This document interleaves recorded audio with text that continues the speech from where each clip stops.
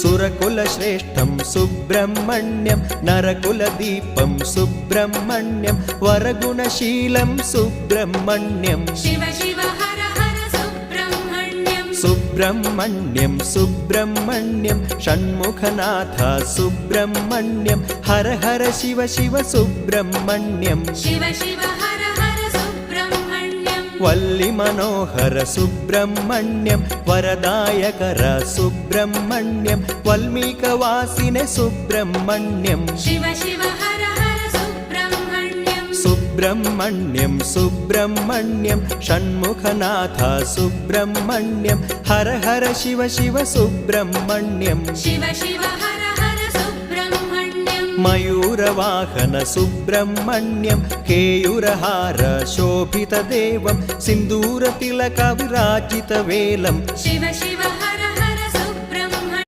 Hello అండి, మనం 6 పడవిడుల్లో ఒకటైన శ్రీ సుబ్రహ్మణ్యేశ్వర స్వామి కొలువై ఉన్న తిరుత్తని గురించి తెలుసుకుందాం.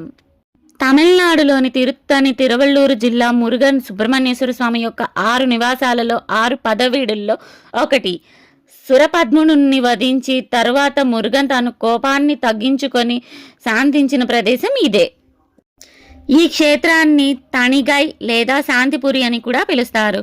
ఇక్కడ భక్తుల పాపాలను స్వామి మన్నించి కటాక్షిస్తారని నమ్మకం. తిరుత్తని తమిళనాడులో గల సుప్రసిద్ధి పుణ్యక్షేత్రం. ఇక్కడ కొలువైన ఉన్న దైవం సుబ్రహ్మణ్యేశ్వర స్వామి. కొండపై ఉన్న ఈ ఆలయం చాలా ప్రాచీనమైనది. ఈ దివ్యక్షేత్రంలో శ్రీ సుబ్రహ్మణ్యేశ్వర స్వామి వారు వల్లి దేవసేన సమేత అమ్మవార్ల సహితంగా కొలువై ఉన్నారు. తమిళనాడులోని సుబ్రహ్మణ్య క్షేత్రాలలో విశిష్టమైనదిగా పేరుగాంచిన ఈ క్షేత్రం తమిళులందరికీ ఆరాధ్య క్షేత్రం.